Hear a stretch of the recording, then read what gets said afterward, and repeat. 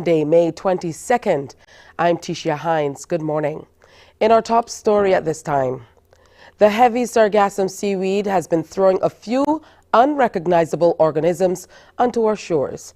With the help of a UE scientist from CAFIL, we are now able to identify the sandworms. Dr. Darren Brown is joining us live to tell us why they have come ashore with the seaweed, as well as what is happening to some other species which dwell on the sand in the water as a result of the abundance of sargassum. Good morning, Dr. Brown. Good morning, Tisha. Welcome. Thank you so much for joining us. Yeah, thank you very much for having me. All right. So why are these organisms now being seen? Were they always there, or have they only come as a result of the sargassum? Okay, these the worms that are being seen on the surface of the sargassum, yes, they have always been there. They're actually sipunculid worms, and these are worms that can get up to maybe about half a meter long. They typically live in relatively shallow water. They're under the sand. They feed on detritus. They feed on any decaying organic matter, things like that. And what's happening is that as the sargassum comes closer to shore, it begins to decay. And the bacteria that are within the sargassum that are causing that decay, they're removing a lot of the oxygen from the surrounding water. Now, as the sargassum decaying, the sipunculids may be attracted to it because it is decaying the organic matter. But then once the oxygen level drops, it's not enough for the worms. And so they have to move through the sargassum, come up on top of the surface of it, and try and get more oxygen. And then the sargassum essentially just washes in with the worms on the surface. And that's what we're seeing on shore. So let's talk about the grand scheme of things when it comes to the role these worms play in pretty much keeping that part of the environment the way it is, and how harmful this sounds to these organisms. Can this present challenges then to the ecosystem in regard to how the sargassum is affecting the species? Yes, actually it can. The sargassum decaying in this way is not just affecting sipunculids. They're just kind of a symptom of the overall problem. There's general hypoxia in the area close to shore where the sargassum starting to decay. So there's just a general drop in the oxygen level. So it can affect it can actually affect fish. It can affect the sea urchins. It can affect a wide range of different organisms within that area. And by affecting the sipunculids, it's removing some of the detritivores, so they're not feeding on the organic matter that they normally would. So you have a bit of a reduction in the removal of organic matter there. But then there's also organisms like the sea urchins, which are herbivores. It can negatively affect them. Can also negatively affect fishes that are in the nearshore area as well. Well, turtle nesting season is approaching. What fears do we have for the turtles with so much seaweed on the shores? Well, with sea turtles, there are two life stages that could generally be affected by the sargassum. The stage that we're most familiar with is the nesting females. Now, what typically happens is that the nesting females, when they're coming up to shore, they do have a choice. They make a choice as to where they're going to come up onto shore. They are trying to find the beach where they hatched, but if that beach is inundated by sargassum, they can choose to go somewhere else. So they can shift to a slightly different beach. So it's less energy intensive for them to come up onto shore in order to nest. That's one life stage. But then the second life stage is once those eggs have been deposited. If sargassum is beached on top of those eggs, there are a couple of different problems that can occur. Now, the sargassum, as it decays, it can change the temperature profile of the sand. And what typically happens is during the summer, when it's warmer, the sargassum actually shades, so it reduces the temperature of the sand. Later on in the year, the decay of the sargassum actually is enough to raise the temperature of the sand, and that has quite an impact on the development of the turtle embryos, because whether they're male or female depends on their temperature. So we have warmer temperatures producing more females, cooler temperatures producing more males. And so whereas we may have a situation where not under normal circumstances we have an equal number of males and females, with the sargassum present, we may actually have skewing of the sex ratio of the nest toward male or toward female, which can have an impact on the wider population. All right, let's double back. Sorry, continue. Yeah, so saying the sargassum itself, as I said before, because it's decaying, the same thing that we're seeing in the nearshore environment can happen onshore, where the amount of oxygen available to the eggs, to the developing eggs, can be reduced as well. So that's another impact, another potential impact of the sargassum. All right, let's double back now to these organisms, the worm type organisms that we're seeing that seems to be causing, a lot of concern with people. A lot of people have been calling to ask if they're in any way harmful to passersby. A lot of people walk on the sand with their bare feet. Can that present a problem? The worms themselves, no. There's no problem. The sipunculates, they're normally they'd be in the water. They're actually, once they're onshore, they're essentially dying. They're not negatively going to affect anyone who's passing on the beach. However, the sargassum itself can have negative effects as it decays. We have the release of hydrogen sulfide. And that can aggravate respiratory conditions, can present a problem for persons with asthma. There's release of ammonia, which is also a potential problem, strong smell that you associate with sargassum. The sargassum itself is more likely to affect persons who are using the space than any of the organisms that wash up with it. All right, and do these chemicals that you talk about, the odors that are being emitted, the chemicals that are being emitted, do they pose a danger to our coral reef? To the coral reef, well, generally the sargassum itself is washing up much closer. It's starting to decay when it's getting a lot closer to shore. There is the potential, when there's massive amounts of sargassum, for the chemicals to leach out into the nearshore environment and beyond that onto the reef. But generally, the amount of the degree to which the decay is occurring is having a greater effect on the coast than further out at sea. All right, thank you so much. As we go through the summer, we're also hearing that we're going to suffer the effects of El Nino all through this year. In addition to the sargassum, how do you see this combination of weather with the El Nino and the sargassum and all that comes along with that, changing the profile of what summers in Barbados and the Caribbean will look like? Well, the changes in the overall temperature, as well as the movement of sargassum, they are going to make things quite a bit, well, not more different than it's been for the last 10 years or so. But yeah, I think we can expect that there's going to be a lot more sargassum. It's already clear that this year we'll have quite a bit of sargassum washing up. What is likely to happen if the effects of El Nino end up causing an increase in tropical cyclone activity? There's going to be more of the sargassum washing up further, potentially further inland. We may have the profiles of beaches changing as the sand is taken away, sargassum piles up. We're going to have to adjust essentially to having, perhaps less beach readily available to us, and also to that increase in sargassum, decaying sargassum, that softer sand, because the sargassum's just underneath the surface, and adjusting to the hydrogen sulfide and the ammonia, those fumes that are coming from the sargassum as it piles up on our beaches. Thank you so much, Dr. Darren Brown, scientist at UWI-Cave Hill. Thank you. Thank you for having me. Coming up on the CBC Morning Report, the G7 summit ends with an address by the Ukrainian president.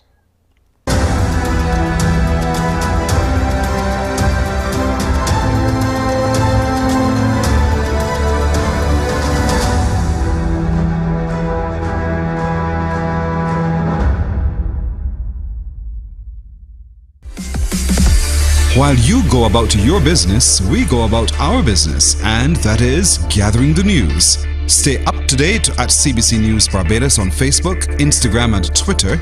Get news update on radio throughout the day. And join us for the CBC News Night at 7 every night.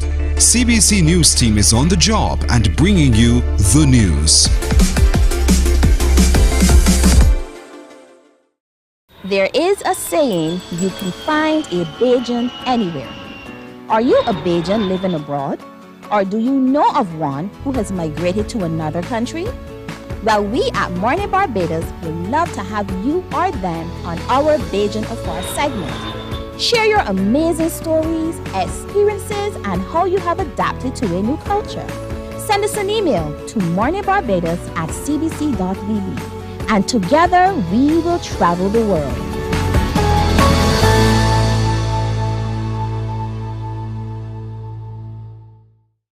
Enjoy movies, soaps, drama, comedy, inspiration, education, music, and more. You get it all when you get MCTV, because MCTV gives you more. Some ask, what makes Barbados so special? We at Mornin Barbados say it's you, our exceptional youth. You are talented, resilient, and inspirational.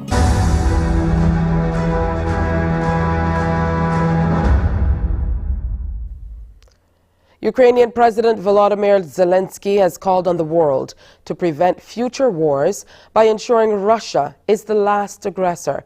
Zelensky made his address after securing commitments from the G7 countries to ramp up pressure on Russia and boost support for the defense of Ukraine. This should have been a day of diplomatic triumph for Ukraine. President Zelensky shoulder to shoulder with the G7 leaders. But it also turned out to be the day on which the Ukrainian leader acknowledged the total destruction of Bakhmut. At a one-on-one meeting with President Biden, he was asked about the city. Mr. President, Zelensky, is Bakhmut still in Ukraine's hands? The Russians say they've taken Bakhmut. I think no. But you have to understand that there is nothing. They destroyed everything. There are no buildings. Later, I asked President Zelensky for clarification. Is the battle for the city still ongoing? Now our people are accomplishing a very important mission. They are now in Bakhmut. I will not share where exactly, but it witnesses that Bakhmut is not occupied by Russian Federation as of today. Like the other international visitors here this weekend, President Zelensky paid his solemn respects to the victims of war.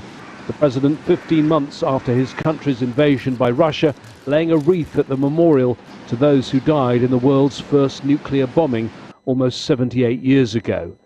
Ukraine is only one of 4 countries to have given up their nuclear weapons, but it still has nuclear power plants, and fighting around one of them, Zaporizhia, has been heavy. With so much still at stake for Ukraine, President Zelensky had meetings with some of the other countries invited to the G7, including the leaders of India, Australia and Indonesia, but notably not with the Brazilian President Lula da Silva. He did get good news on fighter jets. The US has dropped its objections on NATO allies giving Ukraine F-16s. My private meeting with President Zelensky after the G7 meeting and with his staff, I told him the United States, together with our allies and partners, is going to begin training Ukrainian pilots in 4th-generation fighter aircraft, including F-16s, to strengthen Ukraine's Air Force as part of a long-term commitment to Ukraine's ability to defend itself. Up to a decade ago, there was a G8. Russia was a member until it was kicked out following the annexation of Crimea in 2014. Today, President Zelensky was with the leaders of the G7 as the representative of the 8th country in the room. It was a very powerful symbol. But developments back home will have soured the atmosphere for Zelensky. Even though many experts believe Bakhmut's strategic importance has been overplayed, It's a place where so many lives have been lost in the last year, and the uncertainty about its fate casts a shadow on Zelensky's visit here to another city synonymous with the destruction of war. Well, warring factions in Sudan have agreed to a 7-day ceasefire following talks as fighting that has killed hundreds and displaced more than 1 million entered its 6th week. The ceasefire agreement was signed late Saturday and will come into effect Monday evening. The ceasefire that was signed between the Sudanese army and the Rapid Support Forces does not come into effect until around 9:45 p.m. local on Monday, which is around 19:45 GMT. Now, people here say that they're going to wait and see how it unfolds on the ground. They've seen how previous ceasefires have played out between the two sides, with the ongoing sounds of artillery fire and airstrikes being launched against the RSF by the Sudanese army, despite the fact that both sides have agreed to a ceasefire. This time, it's a bit different. It's the first time that the two sides actually signed on paper on a ceasefire that is supposed to last for 7 days. And there will be a monitoring mechanism. So there will be 3 members from the Rapid Support Forces, 3 members from the Sudanese army, and 6 other members from the United States and the Kingdom of Saudi Arabia to monitor any violations in the agreement. The agreement also specifies that there will be no use of heavy artillery in residential areas, and that there should be no firing at each other by both sides for humanitarian aid to come in, and that there should be no airstrikes launched by the Sudanese army. So this is the specifics, or part of the specifics of the deal that was signed on late Saturday between the Rapid Support Forces and the Sudanese army in Jeddah. Now, people again here say that they don't believe that it will actually hold. They want to see what happens on Tuesday morning, what happens on Wednesday, and when they actually see humanitarian aid starting to come in, when they feel that they can actually leave their homes because the situation is safer and calmer, and try to make it to safer zones where there's no active fighting, that's when they'll know that the ceasefire is holding. It's also supposed to open humanitarian corridors for those who are in need of aid here in the capital Khartoum and in other parts of the country, especially the western region of Darfur. So people say that as much as they want a ceasefire so that they can be able to try to get basic commodities from the markets, or for aid to come in, or for them to be able to leave their homes, they're going to wait and see how the first days of the ceasefire plays out before they actually believe that there's a ceasefire being implemented on the ground. It's time now to preview what's coming up on Morning Barbados. Today on our segment, Life, Love and Hope, we're talking about getting past failed relationships with Dr. Denise Charles. Also, we're telling you about a number of major events coming up. The Barbados Union of Teachers will be having a fundraising bingo. So we have the first Vice President and the Public Relations Officer coming in to share more about that. There's an annual fair being put on by the Barbados Learning Centre, Daniel Colthrus of the Learning Centre will be here to tell us all about that worthy event. And we're talking about Rasaili and Friends, the 40th anniversary and 60th birthday celebration that's coming up next week. So we have some veterans coming through Morning Barbados today in Serenader and Bamba. That's all coming up on Morning Barbados. So we want to make sure that you stay tuned. But right now, we're going to have more news, sports, and weather after this break.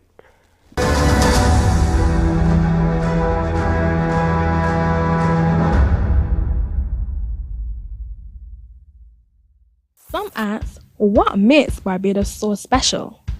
We at Mornin Barbados say it's you, our exceptional youth.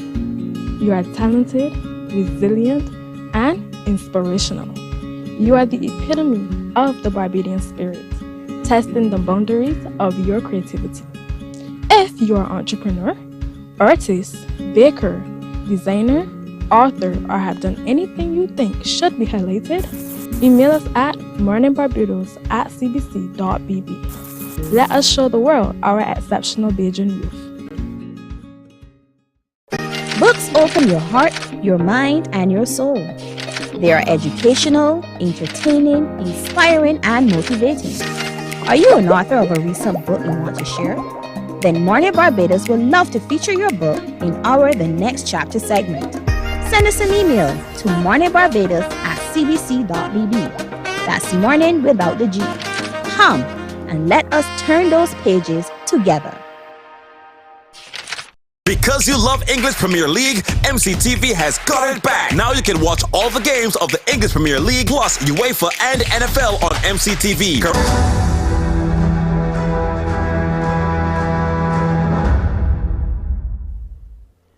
New attractions, hotels, and other initiatives are in the works for Barbados as the island seeks to capitalize on every opportunity to boost its tourism industry.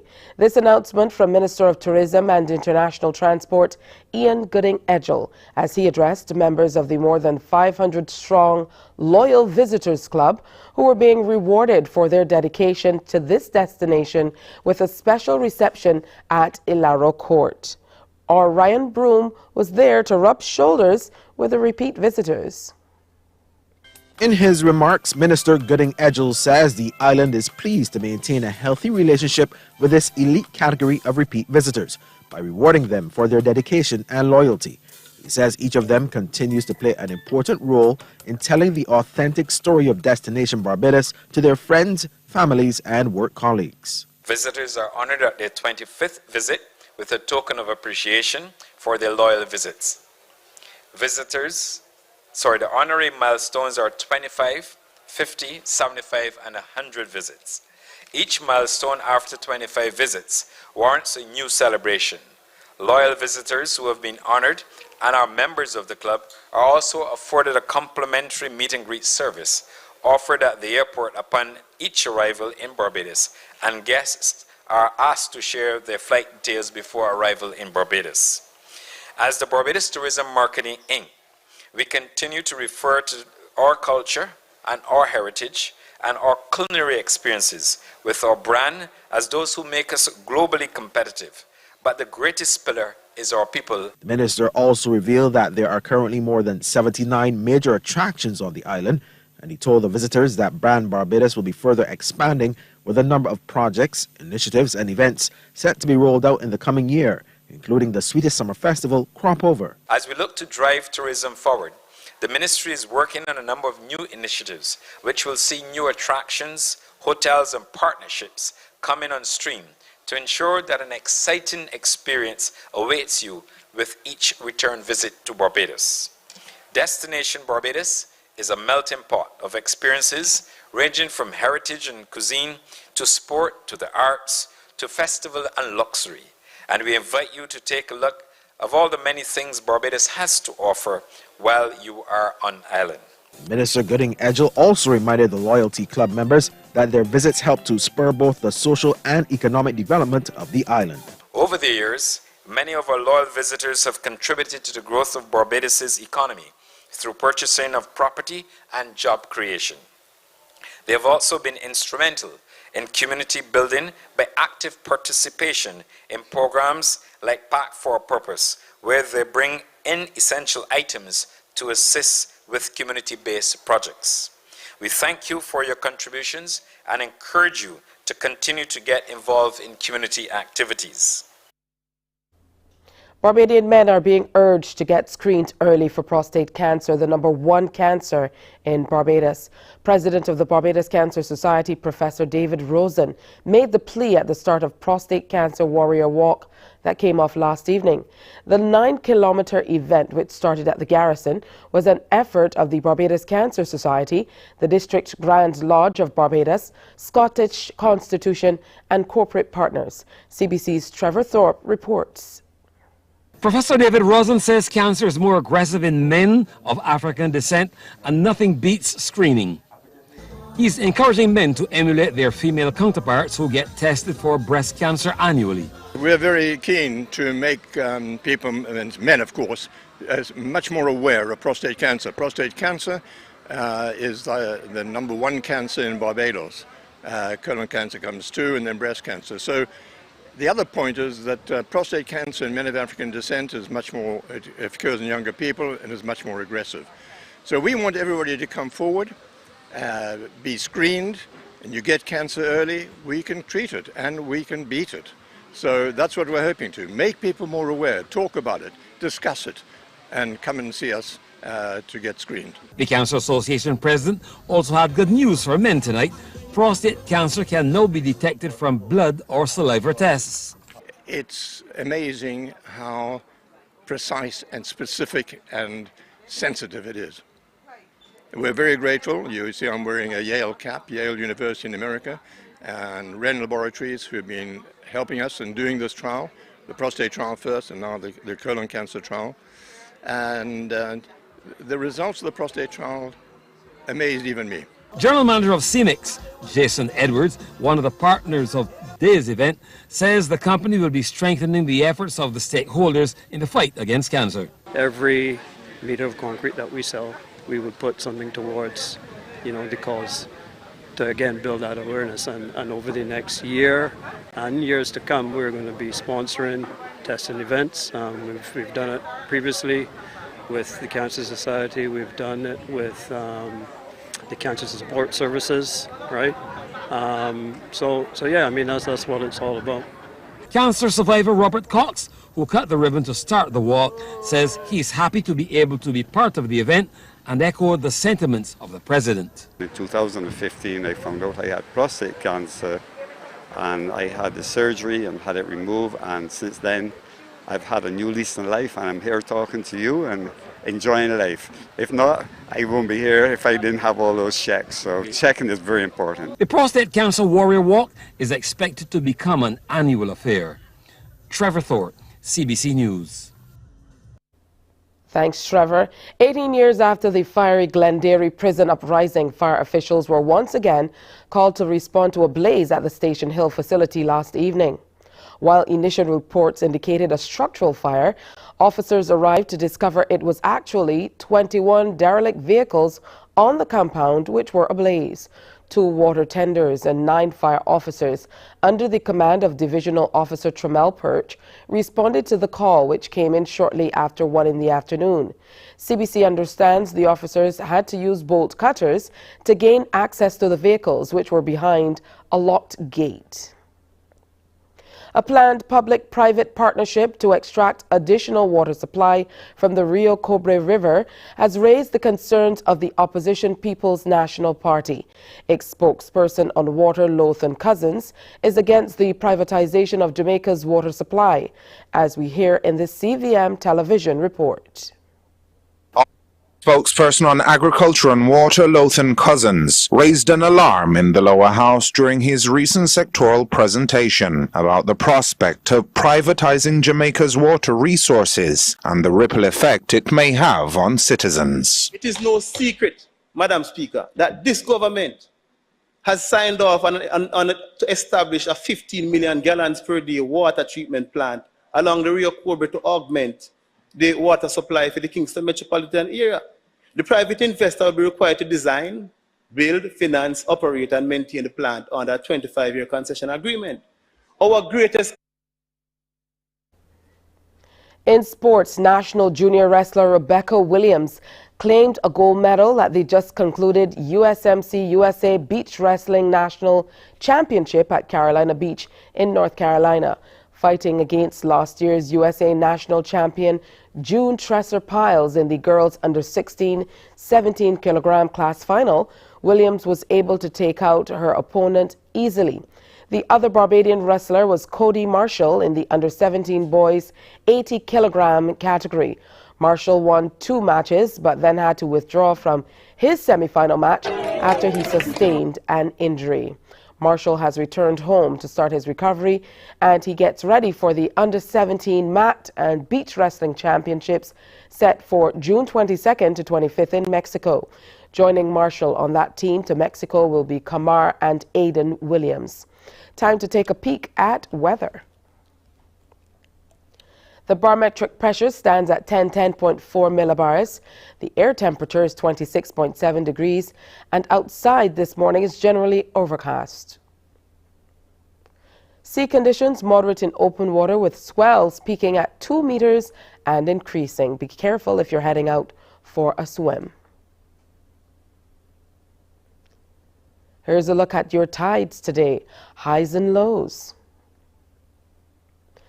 And the general forecast for Barbados, cloudy to overcast with the occasional scattered moderate to heavy showers, periods of rain and a low chance of scattered thunderstorms. Into the evening, you can expect much of the same to be the case.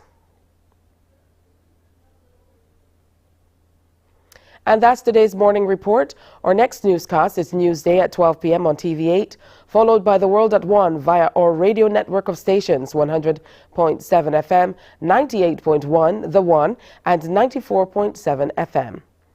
It's time now for Morning Barbados.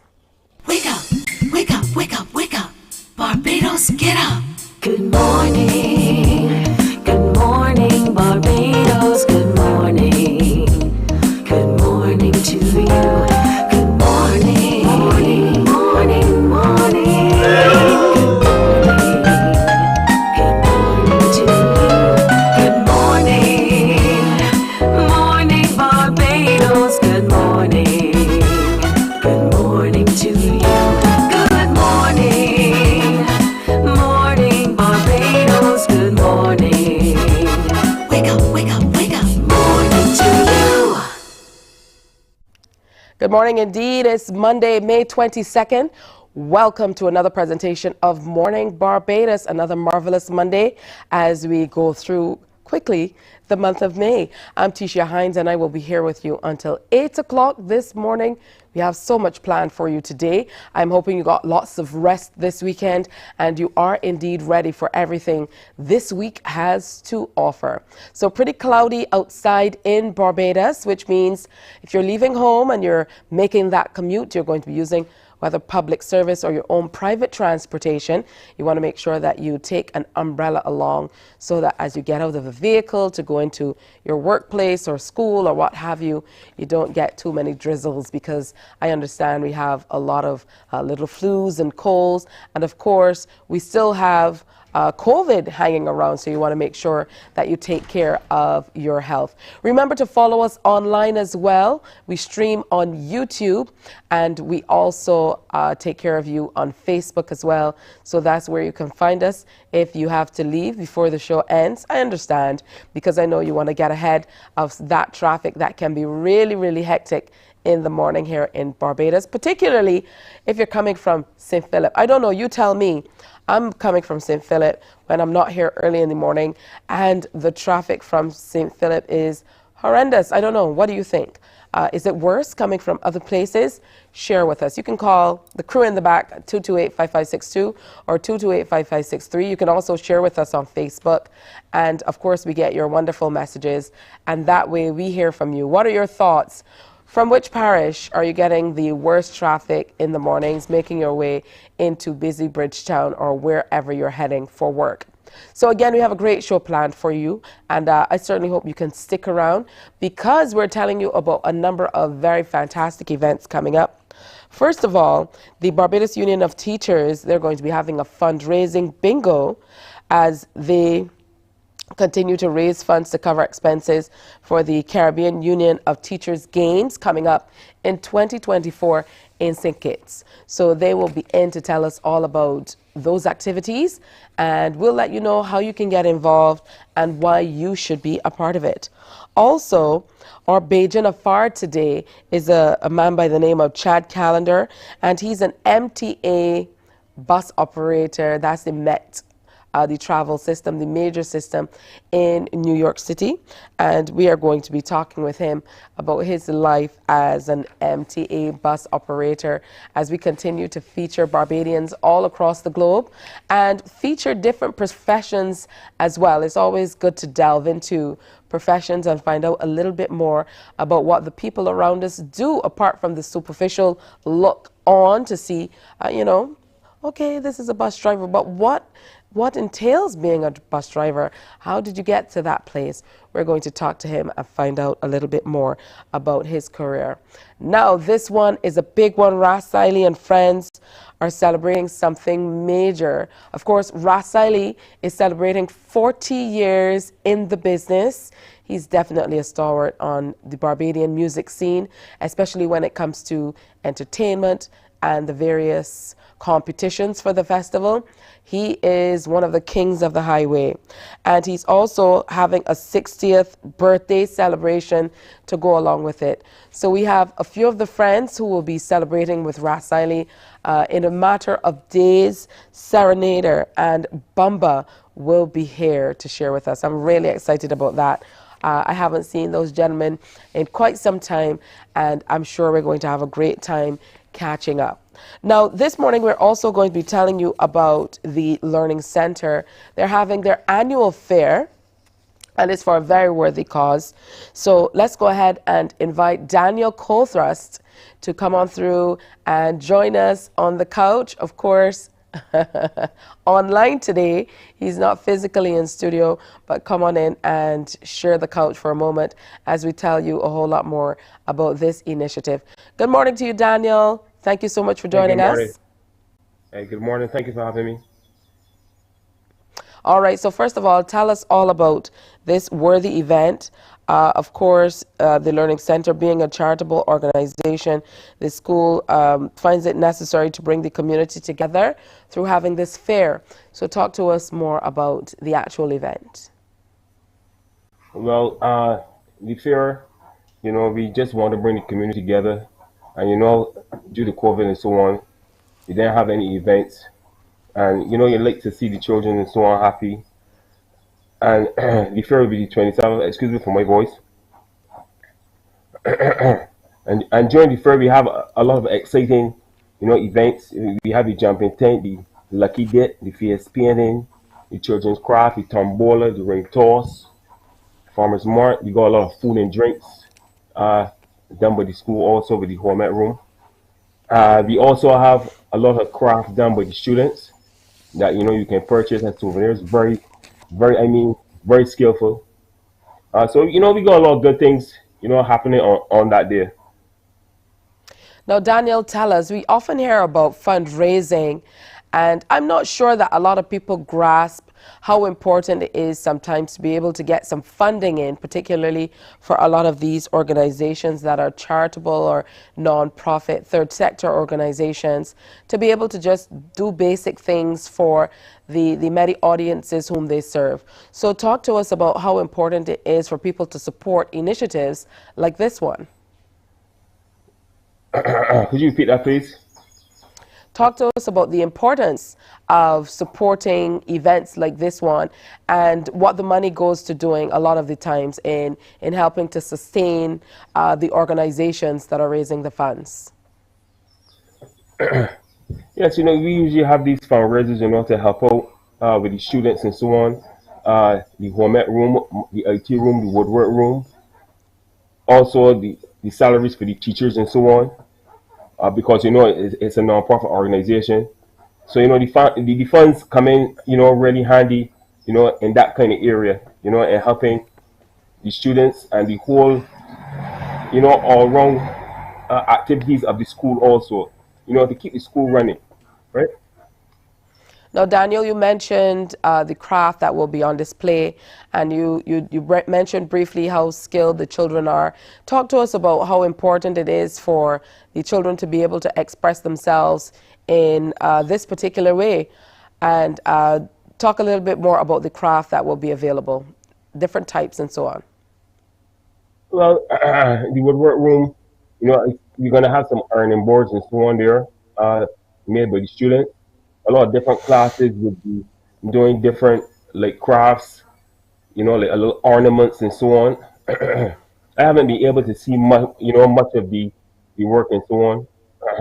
But all I can tell you is that we got good stuff. So come down. We got good stuff. Children very talented. So come on down. All right, I know that you're also a part of the team there at the school. So talk to us a little bit about the teaching team and your invaluable commitment. We see that the teachers usually are the ones who are up front with these major fundraising initiatives. Yeah, to tell you the honest truth, I mean, speaking from my point of view, right, as an IT teacher, right, I mean, just going to school every morning is a motivation for me. Because, people might say I motivate, the kids and so on. Because obviously, me, I'm differently able. I wear 2 prosthetics, right? So I go to school, I wear my short pants and so on, let the children see, not to, hide themselves, be proud of who you are, right? And to tell you the honest truth, the children also inspires me. Right, so I get a lot of inspiration from them also. right? And the teachers work very, very hard, right, with these kids. I mean, it's, you know, sometimes it leaves me speechless, to tell the honest truth. I can understand that. Let's talk about the dates now, the dates of the fair. And I see that you have like stall space and so on. Has that all been finished, or can people still reach out for stall space or to be a part of it? I know that often people are watching from corporate Barbados who might want to contribute in any way. Who should they contact? Well, they can contact the School Learning Center. You can contact Miss Jackie or Miss Arlene. All right. And again, the dates. When is the actual fair itself? Well, the first Saturday, 27th of May, 1 to 6. Tickets, $5 children, 3 years, and under, you know, are free. So like I said, come down and have fun with us. All right, so lots of things to see, but we're looking especially for that craft that you told us about. And of course, it's for a worthy cause. So make sure you come on out and support the students and the staff of the Learning Center. Thank you so much, Mr. Cole Thrust, for sharing with us on this morning.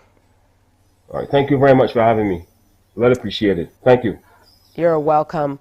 All right, when we come back, we are telling you about another major event that's coming up. Stay with us on Morning Barbados.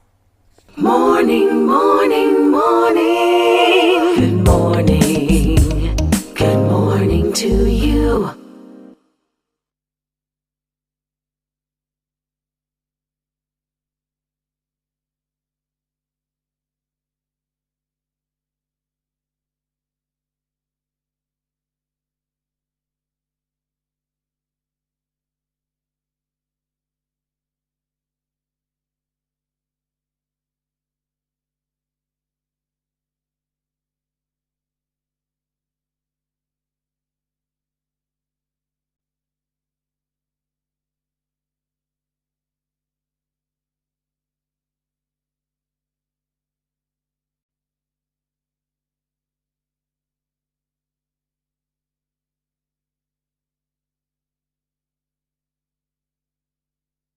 Because you love English Premier League, MCTV has got it back. Now you can watch all the games of the English Premier League plus UEFA and NFL on MCTV. Current customers. Morning, morning. Good morning.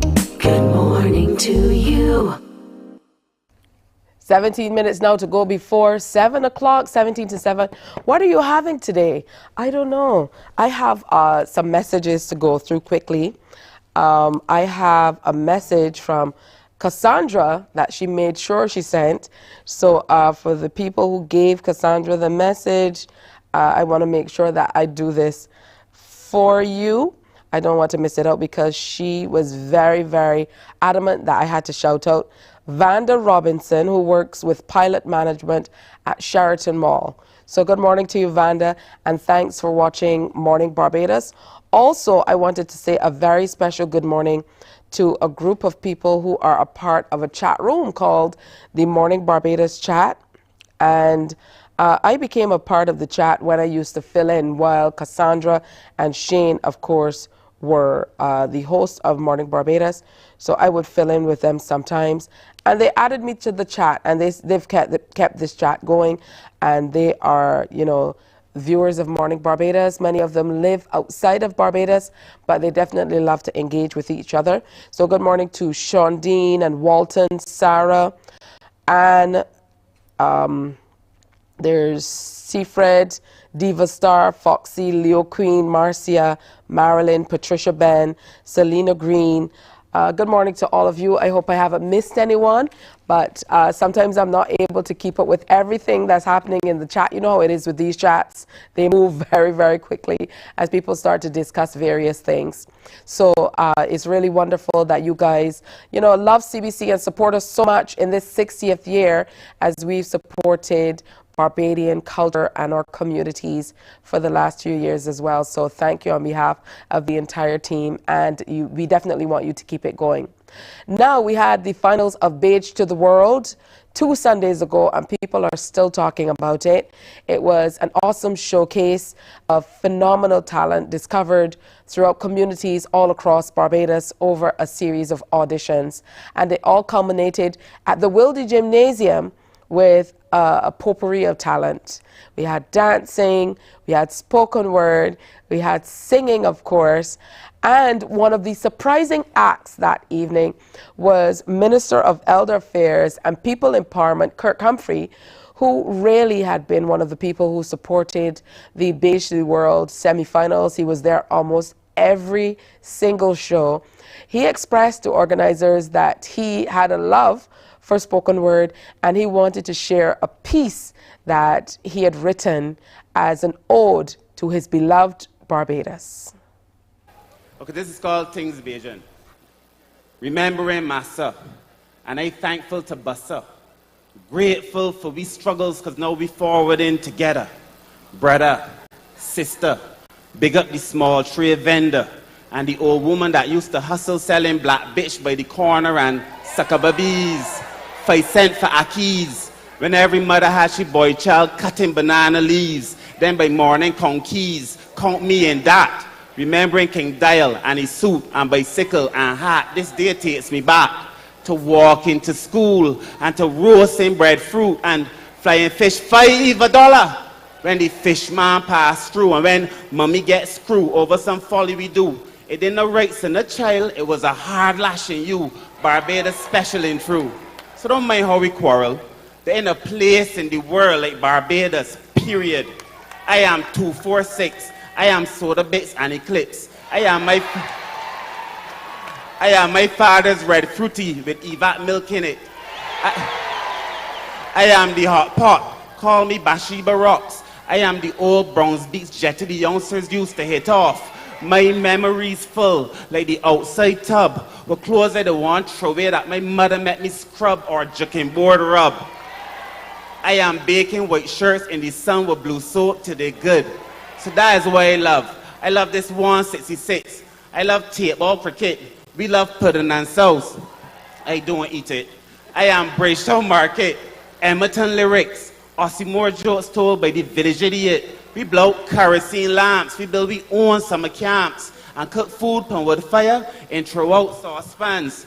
Everybody bring a thing. We ease in mommy kitchen. A little rice and peas, but nobody bring chicken, fly trap set for pigeon. Yeah, man, that was living. Barbados is freedom. I am the broken trident. I am Bajan through the bone to the dust when I gone. And even then, I singing Kaiso with Karoo and Dragon. I singing snakes in the grass. So I remembering myself. And I thankful to Bussa. In plenty and in time of need, bless Barbados forever.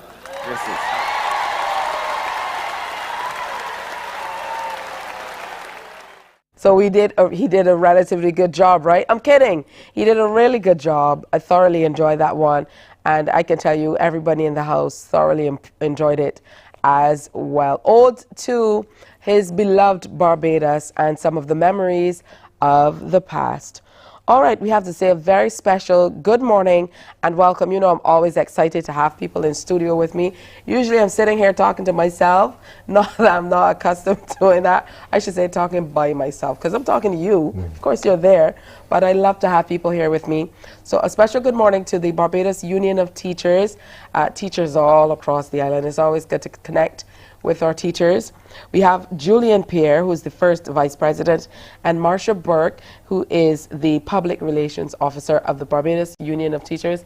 Good morning and welcome. Good morning, thank you. Good morning, thanks for having us. All right, good to have you with us on this rainy Monday morning. Did you catch any showers on your way in? A slight bit. Slightly, yeah. So no umbrellas in the car, anything? You made a mad dash from the car park Correct. for the lobby? Okay, that's A-okay. Yes. So you're here to tell us all about a fundraising fair that's coming up as you work toward getting some people to the Caribbean Union of Teachers Games next year in St. Kitts. So ladies first, I'm going to start with you, Marcia. Tell us all about how you're preparing for this fundraising fair.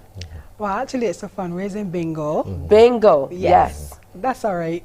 We are having the fundraising bingo this coming Thursday at the Lloyd Erskine Sandiford Complex. As you said before, we're raising funds for the CUT Games, the Caribbean Union of Teachers Games, to which the Barbados Union of Teachers is an affiliate of. Julian will tell you about that in a bit. So we have a bingo and we have a jackpot of $10,000. So we're inviting persons to come on out. The cost is $40 for the tickets, and you get 2 free cards. And you can play those 2 free cards for all 18 games. And game 1 to 17 are prizes of cash and prizes valued $200 or more. And then the game 18 is the jackpot game where you can win up to $10,000. Oh, I love that. So you've already been designated as the person to talk about what she told you need to talk about, so you better talk about it. Yeah, definitely. CU2 Games is a biennial games held every 2 years. It is for the member countries of the Caribbean Union of Teachers. And they decided to do like a mini Carifta, you know, for our junior athletes, for them to have that opportunity. They have excelled in their country at their national games. So you go on to a regional meet where the entire region and the rest of the world get to see you. So the Barbados Union of Teachers has been sponsoring the CUT team for Barbados for many years, and it continues now into next year. So we take the under 13s from NAPSAT, the under 13s and under 15s from BSAT. So the best of athletic season, they're going to continue to train to go to CUT Games. It's so wonderful to see that, you know, you continue to do so much even outside of the classroom. Yes. With all that's happening with you. I know that as teachers you're so busy just taking care of our children most days. It must be a real work of pride to be able to work with the BUT, first of all, in your capacities as members of the board, but to be able to do initiatives like this. How long has this been going? Well, BUT has been in from 1974. Yeah, about 20-something years. Yeah, so CUT would have started this, I think, in the late 90s. They have it written up there. Yeah, so talk to us about this $10,000 jackpot. Is this a one-off jackpot, or are you going to be winning incrementally? I know you talked about a few smaller jackpots of around $200 coming up. I'm just trying to get it right per se. If, for example, I wanted to come through and get a chance at this $10,000. So how it works is that you have to get all the numbers on your card for the jackpot game in 45 calls. And if that does not happen, then we have 5 mini jackpots of $1,000 each. So we keep going until somebody wins, because we want to give you something to go home with. I know everybody's coming, and we want you to win the jackpot because you can do quite a bit with $10,000. Telling me. But if that does not happen, you don't go home empty-handed. You have 5 mini jackpots of $1,000 each. I'd be incredibly rich. And what's even better too is the prizes that we've had or that we've received are really good. Our sponsors, and I want to say thanks to our sponsors. So we have prizes from Atlantic Submarine, Chukka, which persons would normally call Harrison's Cave. We've got vouchers from Champers, hotel vouchers, spas, the list goes on and on. So the sponsorship has been great.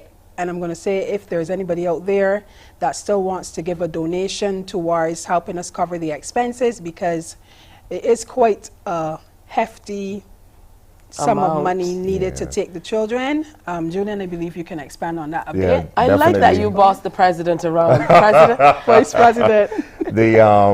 Well, the last time we checked, cost airfare from Barbados to St. Kitts, having to go through Miami, is an average of $1,400 US one way. So we wouldn't know what the airfare would be next year, a year from now. But looking at that, using that as a gauge, we still have to add in transportation costs, accommodation, and so on. So having corporate Barbados, you know, invest in the nation's children, the future of track and field and athletics, we're definitely asking them to support not only the bingo, but the entire cause as we head to July 2024. How big is the contingent you're hoping to take? Usually is about 40 athletes and 10 assistants with the head coach. All right, so that's a pretty big contingent that you're looking to take to the games. Talk to us about some of the athletes that would have been a part of this before and how they've benefited. Well, for those who've been following knapsack, and CBC was a sponsor for knapsack for a few years, they would have been able to see. You mean for all years? Yes.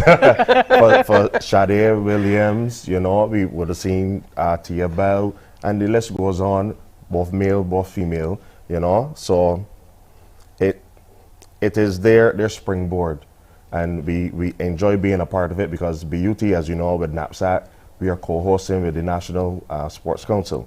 So for us, it is raising them from as young as under 7, 5 years old, right up.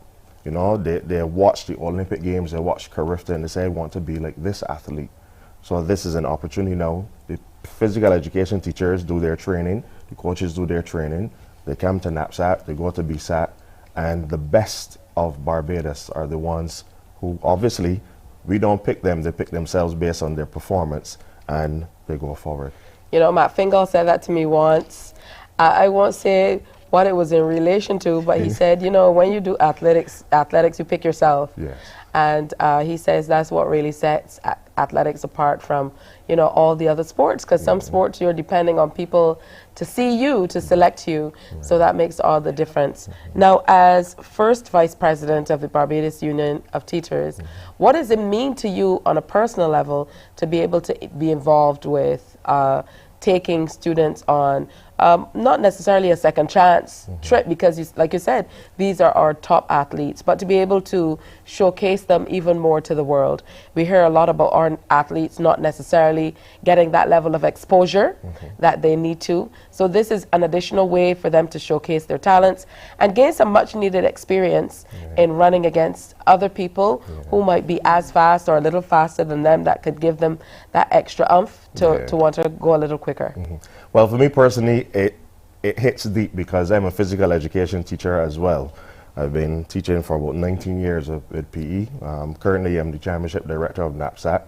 So for me, it is a case of putting on the entire game, seeing the national talent, but also working with my school to make sure they are part of greatness. So you put in the work, the necessary training. It's also a case of training the athlete for the experience, because a lot of these children, they run against the persons in their house, the persons at the school. When you come to the big arena and you see all of these people and all these athletes in their gear and their track shoes and so on, it is a case now of speaking to confidence and coaching confidence in them, letting them understand what's their purpose. You know, you still come to have fun. You're a child, enjoy the experience of it all. But you know that we're working toward this particular goal.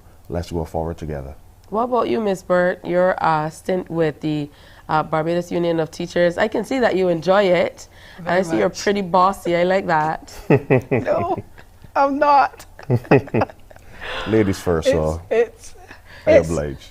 It's been really great. I feel a sense of pride and a sense of duty to be able to help teachers out there, and I love my job. I work with children. I don't teach PE, but any person that knows me knows that I'm a sports enthusiast. I am always there for any kind of sporting activity. I also work along with knapsack in the media department.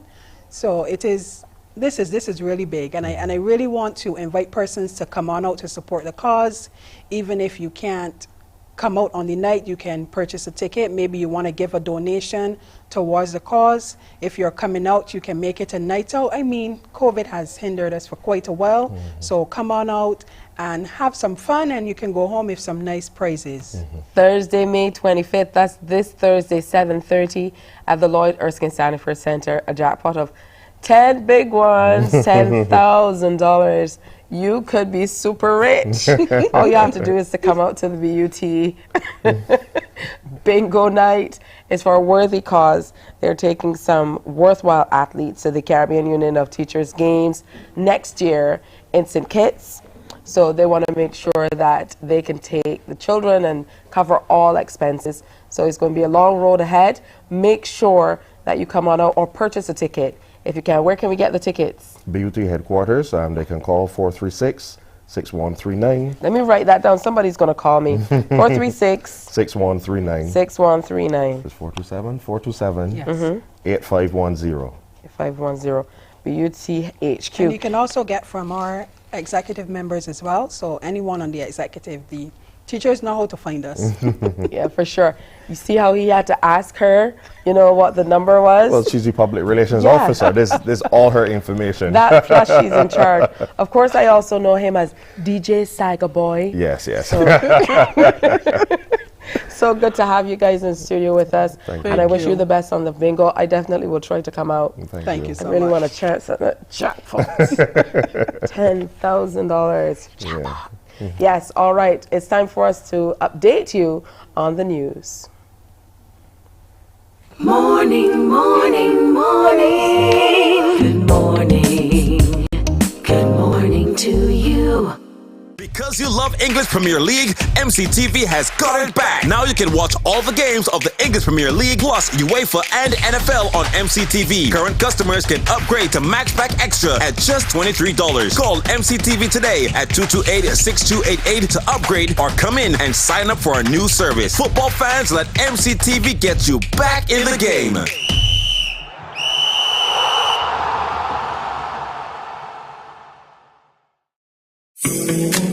The facts say Morning Barbados reaches an audience of over 50,000 and Newsnight reaches over 56,000. It's simple. When you advertise, you're getting your message to over 50,000 of your potential customers. Morning, morning, morning. Good morning. Good morning to you. It's time now for an update of the news.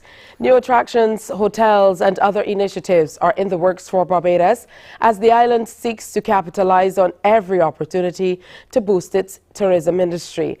The announcement from Minister of Tourism and International Transport, Ian Gooding-Edgell, as he addressed the members of the more than 500-strong Loyal Visitors Club, who are being rewarded for their dedication to this destination with a special reception at Ilaro Court. CBC's Ryan Broom was there.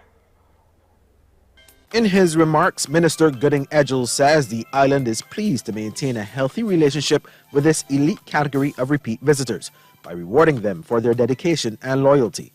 He says each of them continues to play an important role in telling the authentic story of Destination Barbados to their friends, families, and work colleagues. Visitors are honored at their 25th visit with a token of appreciation for their loyal visits. The honorary milestones are 25, 50, 75, and 100 visits. Each milestone after 25 visits warrants a new celebration. Loyal visitors who have been honored and are members of the club are also afforded a complimentary meet and greet service offered at the airport upon each arrival in Barbados, and guests are asked to share their flight details before arrival in Barbados.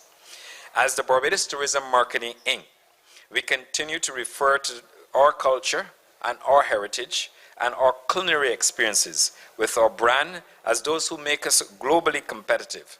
But the greatest pillar is our people. The minister also revealed that there are currently more than 79 major attractions on the island, and he told the visitors that Brand Barbados will be further expanding with a number of projects, initiatives, and events set to be rolled out in the coming year, including the Sweetest Summer Festival, Crop Over. As we look to drive tourism forward, the ministry is working on a number of new initiatives which will see new attractions, hotels, and partnerships coming on stream to ensure that an exciting experience awaits you with each return visit to Barbados.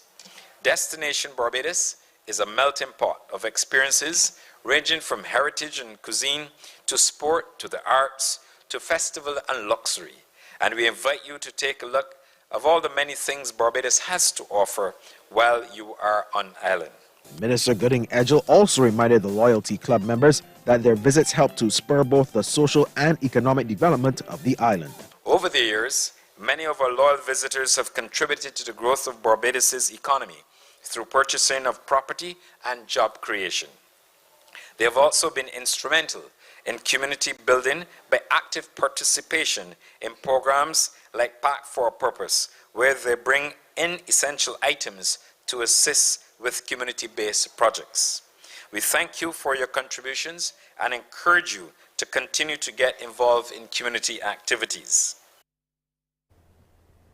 Thank you, Ryan. Barbadian men are being urged to get screened early for prostate cancer, the #1 cancer in Barbados. President of the Barbados Cancer Society, Professor David Rosen, made the plea at the start of Prostate Cancer Warrior Walk last evening. The 9-kilometer event, which started at the Garrison, was an effort of the Barbados Cancer Society, the District Grand Lodge of Barbados, Scottish Constitution, and corporate partners. CBC's Trevor Thorpe reports. Professor David Rosen says cancer is more aggressive in men of African descent and nothing beats screening. He's encouraging men to emulate their female counterparts who get tested for breast cancer annually. We're very keen to make people, and men of course, much more aware of prostate cancer. Prostate cancer is the #1 cancer in Barbados. Colon cancer comes 2, and then breast cancer. So the other point is that prostate cancer in men of African descent is much more, it occurs in younger people and is much more aggressive. So we want everybody to come forward, be screened, and you get cancer early, we can treat it and we can beat it.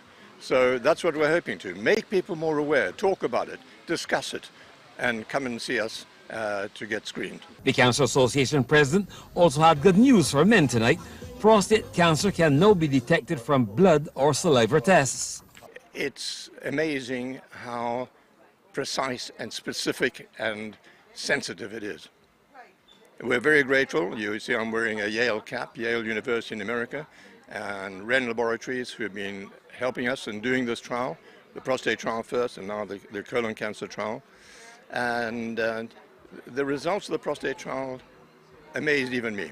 General Manager of CEMIX, Jason Edwards, one of the partners of today's event, says the company will be strengthening the efforts of the stakeholders in the fight against cancer. Every meter of concrete that we sell, we would put something towards, the cause to again build that awareness. And over the next year and years to come, we're going to be sponsoring testing events. We've done it previously with the Cancer Society. We've done it with the Cancer Support Services, right? So yeah, that's what it's all about. Cancer survivor Robert Cox, who cut the ribbon to start the walk, says he's happy to be able to be part of the event and echoed the sentiments of the president. In 2015, I found out I had prostate cancer, and I had the surgery and had it removed, and since then I've had a new lease in life, and I'm here talking to you and enjoying life. If not, I won't be here if I didn't have all those checks. So checking is very important. The Prostate Cancer Warrior Walk is expected to become an annual affair. Trevor Thorpe, CBC News. Thanks, Trevor. 18 years after the fiery Glenderry prison uprising, fire officials were once again called to respond to a blaze at the Station Hill facility last evening. While initial reports indicated a structural fire, officers arrived to discover it was actually 21 derelict vehicles on the compound which were ablaze. 2 water tenders and 9 fire officers under the command of Divisional Officer Trammell Perch responded to the call, which came in shortly after 1 in the afternoon. CBC understands the officers had to use bolt cutters to gain access to the vehicles, which were behind a locked gate.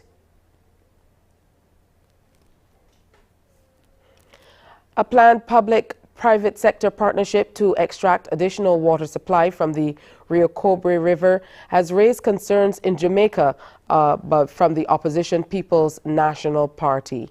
That, of course, is one of our regional stories. And as Guyana aims to develop the hospitality and tourism sector through training, their executive director of the Hospitality Association there, Oslin Curtin, says the public must first see the capacity the industry encompasses.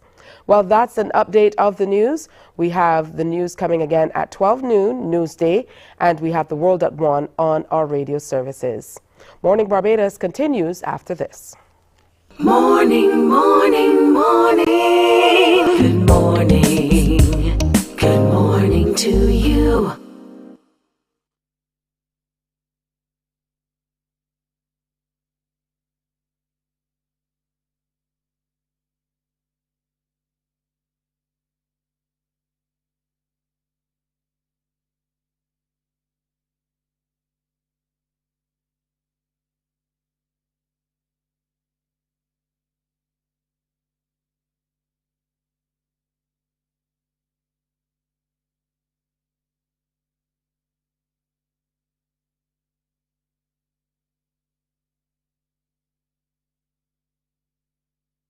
The facts say Morning Barbados reaches an audience of over 50,000 and Newsnight reaches over 56,000. It's simple. When you advertise, you're getting your message to over 50,000 of your potential customers. Make the call to CBC Sales Department today and watch your business grow. Contact us at 467-5559 or email marketing@cbc.bb. While you go about your business, we go about our business, and that is gathering the news. Stay up to date at CBC News Barbados on Facebook, Instagram, and Twitter. Get news update on radio throughout the day. And join us for the CBC News Night at 7 every night. Morning, morning. Good morning. Good morning to you. 11 minutes now after 7 o'clock on this Monday morning. Pretty rainy outside, but that's good. We need the showers. We need the showers of blessing. And for those people who are plant people, of course, it's always good to, get the plants a little water. There is still an embargo of sorts on using water to wet plants and the lawns and wash down things and so on. Be very mindful of that. It's very difficult to wash your patio with a bottle of water, though, I must tell you. So we're hoping for lots more showers as we go through the days and weeks. And of course, we're seeing fewer bushfires, but still some out there. So it's difficult for people like me who always have issues with sinuses and things of that nature. So just be on the lookout. For people who are still out there, as we would say in Bajan parlance, burning stuff. I mean, come on. Too many people have asthma and things like that for you to be still out here burning your garbage and stuff, not in contained areas and just in the open. The people downwind of you, they're going to have a hard time. All right, so we usually reach out to our Bajans afar, and we reach out afar to find these Bajans. But today we have a Bajan from afar who is here with me in studio, and we are truly welcoming people back to the studio. So let me say good morning and welcome to Chad Callender, who is our Bajan afar today, but very near. Hey Chad, how are you? Good morning. I'm feeling good this morning. All right, must feel good to be at home. I know how it is when you're residing outside of the island and then you get a chance to come home. Is it for vacation or something vacation. Personal? Yeah. Visiting family, friends. All right. Do you visit often? I try to. Yeah, frequently. Yeah. So maybe once a year, twice a year. Like every month. Every month. All right, so that's excellent. So you haven't gone anywhere. They say Bajan afar, but you are a Bajan pretty near. So talk to me. Every off day, vacation, I try to come back every month. All right, that's good stuff. Now, Chad, I see that you are an MTA bus operator. Yeah, that's right. So tell me a little bit about how you got into this particular area. Well, it was something I was always fascinated about from young.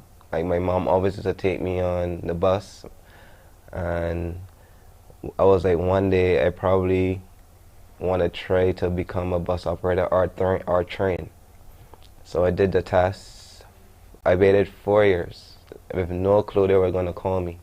And then one day I just got this call. I thought it was a prank. I got this call and they were come down to start the pre-employment. All right, you said you did a test. Yeah. What was this test like? It was a bus map test. And they would answer which bus crosses, which area, which bus stop I need to stop at. So did you know beforehand No, it what wasn't you needed a test to study where for you it? could study. It was a general knowledge test. So they wanted to make sure that you knew the network. Yeah. Ah, pretty interesting. So you probably went away thinking, oh my goodness, I probably didn't do so well. Or do you get feedback on how you score? After a year, they sent it in the mail. That's a long time of waiting. Yeah, it's a long All right, so this is something that's been a dream of yours. Yeah. So once you were called in to do this pre-employment, preparation of sorts, what was that process like? Well, it was just checking your driver's license, driving record, make sure you have the necessary documents to be qualified for the job, etc. All right, and tell me about your first trip. Well, my first trip, I was kind of nervous, like not knowing the job fully, and they just throw you out there, and I messed up a little, but then I got the hang of it. Like the second day, well, the first week, I got the hang of it, and now everything is smooth. Yeah, what's the best thing about being a bus operator? I know that you must get to engage with so many people, even if it's just seeing familiar faces, a nod, a hello. Well, I meet all type of races. Seeing different people every day, different cultures, different behavior is exciting. I can just imagine. So in terms of going into something that you loved, because you mentioned that you would go on the bus a lot with your mom when you were younger, and it's something that you always wanted to do. So talk to me about how it makes you feel that you've been able to accomplish this. Well, sometimes, like, I can't, sometimes I don't even believe that I'm driving the bus. And, like, every day I'd be happy to go to work. And, like, it's just like, I can't believe I'm in the seat. I mean, this is so exceptional. I can see the immense pride in you. You know, how happy you truly are to be able to do what you have dreamt about doing from the time you were little. Yeah. And to be able to realize it, I think, is really icing on the cake. So, you know, where are some of the routes that you take that are maybe the most interesting routes? I know you said that you get to see all classes and races of people who are making their commute, because I know the way how we think about public transport in this part of the world is not how public transport is viewed in the US, and most certainly not in, you know, one of the busiest cities, if not the busiest city in the world, which is New York City. So, you know, talk to us generally about that commute. What's it like? I know that there are these huge buses that they have a rubber middle that can be extended. Yeah, and Arctic. Yeah. Oh, well, the Q5, that's the one that goes to the mall. So that's like very busy. A lot of traffic, people on and off. Traffic, 2 lanes, people double park. It's just busy. I know. What about how people engage with you? Do a lot of people pick up your accent? Because I realize when people get your accent, they want more. They want to hear where you're from. So what are you telling people about Well, Barbados? Some people know about Barbados, and they'll be like, "Where's Barbados?" And then I'd be like, "Where Rihanna's from?" And then they'd be like, "Oh, Barbados." And so it must be really exciting to be able to see and meet so many people. You talked about Abubu early on, where maybe you went off route or you weren't able to follow the GPS. What happened? Well, I was learning the route for the first time, and I made a wrong turn. So everybody in the bus was like, "Where are you going? Where are you going?" So I had to call in, get new directions to get back on route. And I never made a wrong turn again. Oh my goodness, that must have been nerve-wracking. That was your first day? Yeah, first week. First day. First week. What were you thinking when you made this wrong turn? I was just thinking, I hope this is the right turn. I hope this is the right turn. You probably were thinking, this is my first and last trip too. Yeah. Yeah? Yep. All right. I'm happy, again, that you've been able to really move into a profession that you love. What would you say to any young people we have watching this morning who, you know, have aspirations to get into driving buses or, you know, public transport or anything of that nature, even just any dreams? Because I know that from young, some people are very into, you know, they're interested in certain professions. So what advice would you give them about approaching, you know, their dream professions? Well, I would tell them, never count themselves out. Like, even though it may seem impossible, it's never impossible. Like, always believe, and it'll happen. I must tell you though, Chad, if I got on an MTA bus and I saw you as the driver, I would have to ask you a few questions because, guys, zoom in on this face. Chad looks nothing over 15. I'd be like, he is way too young to be driving this bus. Maybe on a ZR van, I'm sorry I said it. But, you know, you look very youthful. Do people comment about that all the time? Yeah, every day they be like, you're too young to be driving, you're too young to, how old are you? Even the school kids think I'm their age, but... But they don't know that you're way past that. Yeah, they don't know. Oh, that's good stuff. Chad Callender is living his dream. He wanted to be a bus operator from the time he was a little boy, and he's been able to realize that dream. I love it. Someone says, you go, my Beijing, New York brother.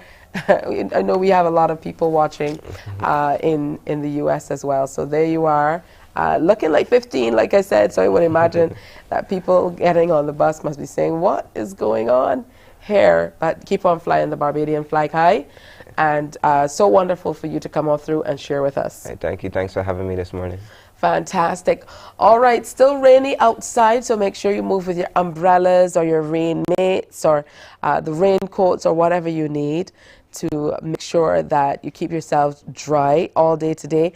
A special shout out to those of you watching online. If you're heading out, remember you can double back to YouTube and catch up a little bit later. We're going to take another break and come on back. It's Morning Barbados, the Monday edition.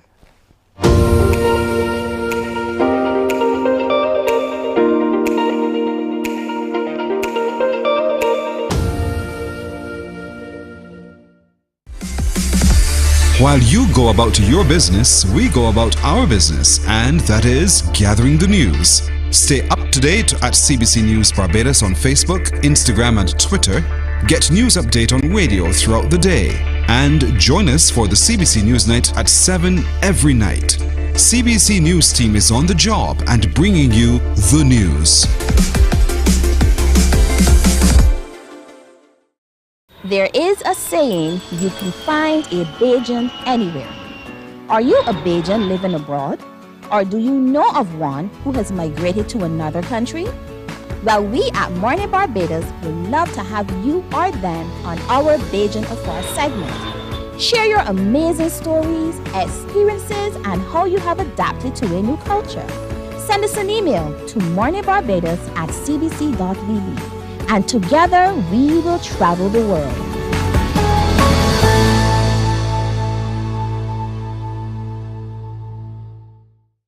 Enjoy movies, soaps, drama, comedy, inspiration, education, music, and more. You get it all when you get MCTV, because MCTV gives you more. Some ask, what makes Barbados so special? We at Mornin Barbados say it's you, our exceptional youth. You are talented, resilient, and inspirational.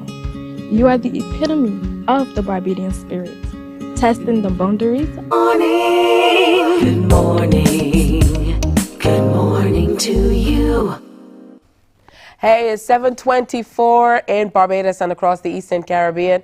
I know you have big plans today, whether it's that you're going to march into the boss's office and say, listen, I need to be treated a little differently around here. I think I deserve a raise. Do it now. You go right ahead and do that, right? Or you're going to say, listen, this relationship is over. I've had enough. Or maybe you're going to say, hey, this is a wonderful relationship and I've been skirting around it too much and I need to get you in my life and say that to the person in your life, then you have to do it. But life, love, and relationships are very, very important and they take up a great part of our lives. So to help guide us, we have Dr. Denise Charles, who is our resident expert on everything love and relationships. I heard you laughing in the back.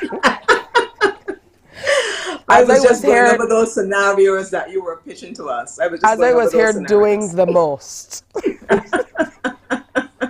All right, so as we remember Jerry Springer, you know, everybody knows Jerry Springer. He hosted a show on the Game Show Network called Baggage. And it was a show about people who came They were meeting new people, so it was like a show for you to meet someone, a possible mate for a relationship. But the person came with incredible baggage, literally, so they had, and figuratively, so they had baggage from past relationships and so on. And at the end, the person had to decide, is this too much baggage for me? And I think that's what we're looking at today, kind of bringing baggage from past relationships and being able to move past maybe failures in relationships or failed relationships and start anew. It can really be a challenge for some people. So, you know, guide us through it. How are people able to move past relationships, especially when they have to mark them off as womp, womp, womp, I failed? Tisha, that's an extremely interesting question, and it causes us to really examine the human person. Let's look at ourselves. Let's think of ourselves as sponges. You've had a child or children, right? And Yes. I've had children who are now all adults, and you know, we see babies around and they're like sponges. They soak up everything from their environment. So when you think of us as human beings, that is such a critical feature of our makeup. We soak up everything. We soak up things around us. We copy things around us. Things that are around us impact us either positively or negatively. So why is it that when we think about a relationship, we think that we are going to be able to get away from this idea of soaking up an environment? If our relationship has been a very positive thing, and if for whatever reason we lose that partner, then we have excellent memories to live with. But if our relationship has been a negative thing, or it has had a large share of negativity in it, and it has impacted us in a very negative way, obviously, then we're going to soak up that. So the idea of having baggage and carrying baggage isn't something that we should beat ourselves up about, because it's a very natural, it's almost a natural part of who we are as human beings, our ability or propensity to soak up that environment, whatever that environment is, and a relationship is more or less an environment. However, how, as you said, how do we move past this? Because while we may own it, we may own that truth or that reality that we have soaked up, we have taken with us some of the things that are negative that have happened to us, and these things are things that even go way back outside of romantic relationships, and I speak about this all the time. We carry a lot of baggage, and sometimes it's not from a romantic relationship, but it's from a parental relationship. It's from a broken relationship in our home, and that has impacted us and impacted our sense of value, our sense of worth, and we carry that baggage into a romantic relationship. Similarly, as you have said, a romantic relationship can also influence us negatively, and we take that baggage, as we are those sponges that I described earlier. We take that baggage with us into that next relationship, and we're expecting that this new person, or this potential new person, will behave in a similar way or in exactly the same way as our previous partner. Now, how do we get over this? We can only get over this, Tisha, if we are aware of what is happening. I can't stress that enough. We have to be aware of ourselves. We have to be aware of how things impact us. Now, from my experience through counseling people and so on, and from my observations as well, I noticed that some of us live life on automatic pilot. You know, we go through life, we do this, we do that. We don't pause to think very deeply about the decisions that we make, about the choices that we make, or how they impact us. And sometimes that can be as a result of not feeling very comfortable with pain. Obviously, we as human beings, we don't like to feel pain. We don't want to dwell in pain. We don't want to admit even sometimes that we are hurt. Sometimes our pride is so much in the way that we don't even want to admit that someone who has walked out on us or someone who has ended a relationship has hurt us as significantly as they have. We see that as a sign of weakness. So we're not in touch with ourselves. We're not in touch with that pain. And we can only move past baggage if we are aware of it, so that we can speak to it. We can unravel it. We can unpack it. You know, like if you don't know what is in your suitcase, you have to know what's in the suitcase. You have to know where you have the socks hidden, where you have the undies, where you have the t-shirts folded, where you have the pants folded. You have to know where your things are. So see yourself like that suitcase. You have lots of compartments. There are many aspects of your lives that dovetail together. Sometimes the things that happen to us as children dovetail with the things that happen to us as adults, and everything is all mixed up in there. It's not all necessarily either neatly folded. It may all be balled up in different corners. So we have to unpack and unravel, and this can only come through a lot of self-interrogation, asking yourself some serious questions and being honest with yourself. Yeah, that's very important. I think self-reflection is really important in getting past failed relationships. But for me, a big question is, you can't necessarily say how soon you will get past a relationship. And some people, it takes them forever. For other people, it's a snap of the finger. So I don't know, but how are you able then to maybe communicate your needs and your boundaries, based on what has happened in the past, without bringing that baggage to a new relationship? Because you hear so many people saying, I'm not going to put up with this, I'm not going to do that, this is what I need, I won't do that this time around. But it's almost as if you are not giving this new person, even if it's not a romantic relationship, a chance. We can look at it from the perspective of a new employer. Like I told you, so you're going into a new workplace and you're saying, I gave my all last time and they really did not appreciate me. This time in this relationship with this new employer, I am not doing it. So how are you able to really communicate that and work through it without disadvantaging yourself or this new person or entity that you're becoming involved with? Tisha, we have to manage our expectations. We need to quit expecting people or organizations to be perfect. Sometimes we expect so much of people that we're unwilling to even demonstrate ourselves.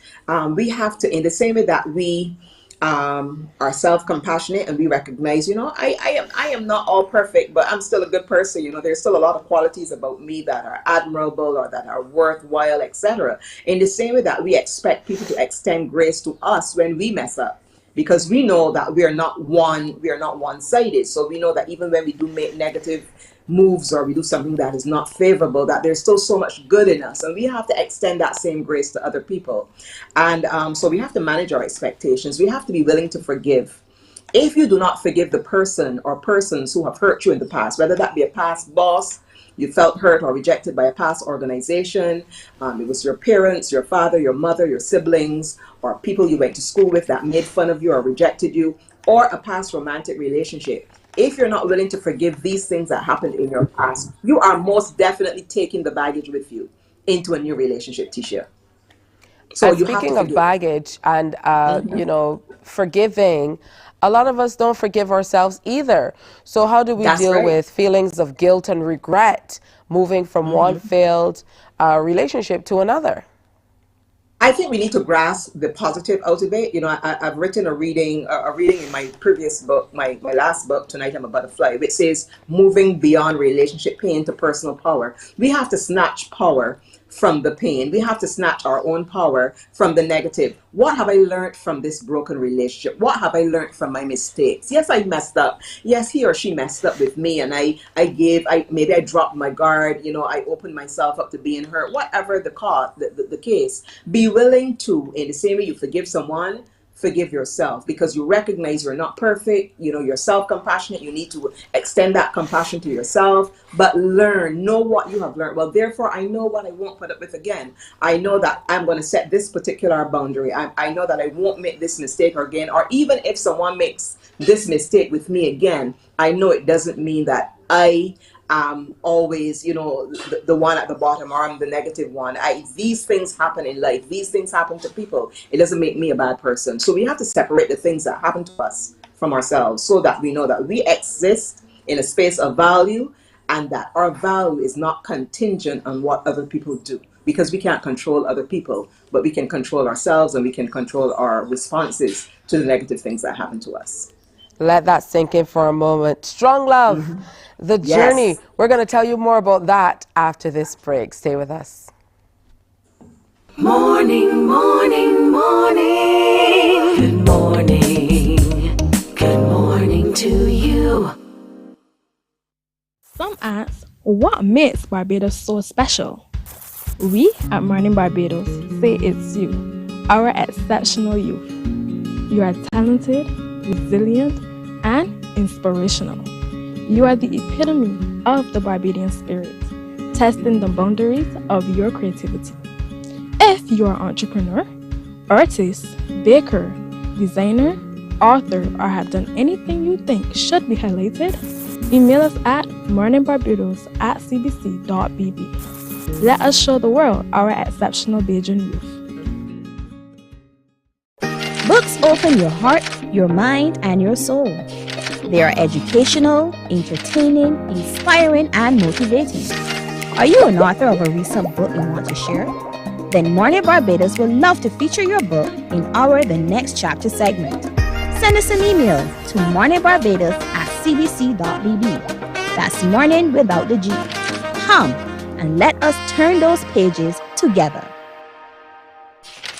Because you love English Premier League, MCTV has got it back. Now you can watch all the games of the English Premier League plus UEFA and NFL on MCTV. Current customers can upgrade to Matchback Extra at just $23. Call MCTV today at 228-6288 to upgrade or come in and sign up for our new service. Football fans, let MCTV get you back in the game.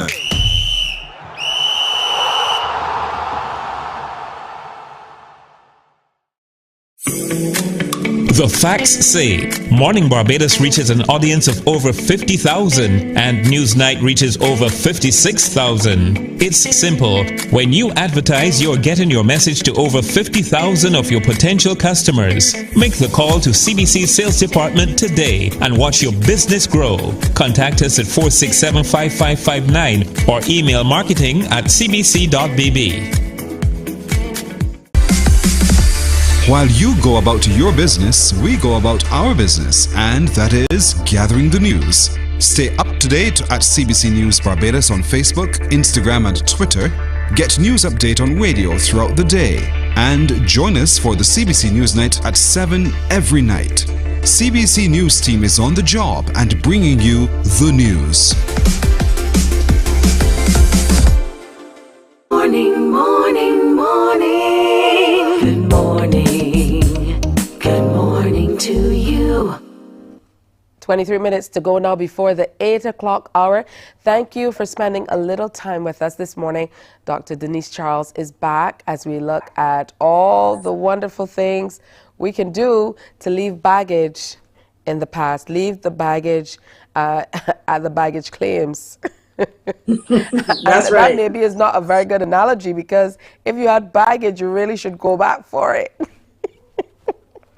Go back and sort it out. You shouldn't leave your baggage. Yeah, so, let's talk a little bit about your event that's coming up before we continue. It's called Strong Love, The Journey, and it comes off on Saturday, June 10th at Hilton Barbados. Yes, Tisha. First, let me say we're very thankful for the kind support of the Ministry of People Empowerment and Elder Affairs, who we approached with this event, and they were very pleased to assist. And this event, let me say a little bit about the vision. My husband and I, after coming out of COVID, as all of us, we spent that time on lockdown. Fortunately for us, it really benefited us as a couple because we were really able to connect in new ways. And we spent a lot of time doing lives. We did our date night lives. We did our talk show where we looked at relationships. We did some Sunday worship sessions. We did many things during COVID. And one of our sessions, we looked at something called Journey to One, where we were looking at the whole idea of being together, husband and wife. You hear the two shall be one, but we recognize that this was not necessarily an automatic thing, even though, yes, it did happen when the priest or the pastor said, and the two shall be one, the two have become one. We see those ceremonies talking about oneness, the sand ceremonies and so on, the lighting of the candle together. But we recognize that really oneness is something that we develop as we move through our relationship. And suddenly the idea for writing our book came about. Let's tell our story. Let's tell our story of our own journey towards oneness. So I think that is where it began. And then we began to think of what if we did something where we could really inspire couples and motivate singles even to understand what love is really all about? Because we believe that a strong love builds a strong community, which can only build a strong nation. And we were really looking at it as some sort of national move or national drive and focus to build and strengthen families, to strengthening marriages and strengthening couple relationships, because we know not all couples are married, but we do celebrate marriage, and we do want to help people to understand that, you know, marriage is excellent and is a good way to go, but we also want to celebrate love even with those who are not married and those who are single and looking for love and not sure what love is, or maybe they have signed off on love because, as we were talking about, they've had negative experiences. We want to expose them to the truth of what strong love really could be about by sharing our lives, by sharing our story, by sharing with other couples who will be there as well. And so it's kind of like a live talk show with wonderful interactive elements where people will get to ask questions, they will get to interact with the information we'll be sharing, and this will all be coupled with some wonderful entertainment, which is all focused on the celebration of love. Now listen, this is such an anomaly, because even at weddings, when you get someone standing up to give a groomsman speech or a maid of honor speech, they often tend to be negative. It's like, oh, now it's the ball and chain, you're off the market. Yes. So it's never, there never seems to be anything positive about marriage. So I think it's wonderful And we want to change that. you can We want to share. change that language. That's right. It's everything that is excellent. It is everything that it's cracked up to be, you know, if we could say that. It is a wonderful space to be in, but it's hard work. You know, I made a post yesterday on social media where I said this: marriage is hard work. It is tough being in a relationship. And when we look at the premarital relationship, so we also want to focus on those couples who are not yet married. You know, in the premarital relationship, that's where it starts. I often tell people the mindset for commitment begins prior to marriage. You can't just turn over and magically you'll be committed after the pastor says, I now pronounce you husband and wife. That mindset for commitment really has to start before. You have to enter marriage with an understanding of what commitment is and of what a strong love really looks like. You're going to learn things along the way. You won't know everything at the beginning of your journey, but certainly we want to underscore that the journey is an interesting one, it's a dynamic one, and there are certain principles and pathways that we should all trod if we're hoping to secure a really strong relationship. June 10th at the Barbados Hilton, 6 p.m. The event, as you mentioned, is supported by the Ministry of People Empowerment and Elder Affairs. $70 right. Gets you in. Our box offices quickly: Emerald City, Carlton Supermarket, Standard Pharmacy on Tweedside Road, and CS Pharmacy at the bottom of Broad Street, Lower Broad Street. All right, so today we asked you to come through and talk about moving past failed relationships.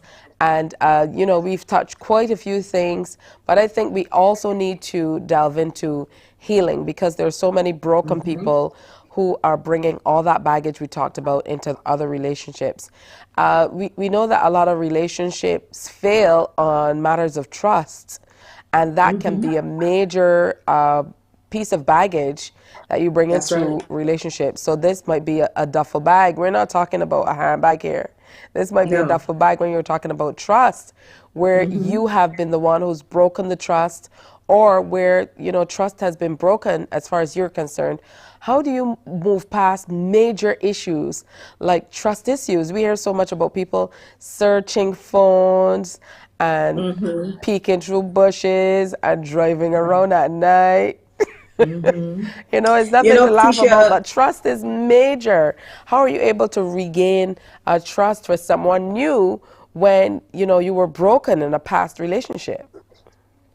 There's no magic to it. I often say that love is a choice. We talk a lot about falling in love and it being this, you know, wonderful experience, this chemistry thing that happens to us. And while that is true, staying committed, staying grounded in a relationship is also a matter of choice. It's a significant aspect of love that is choice.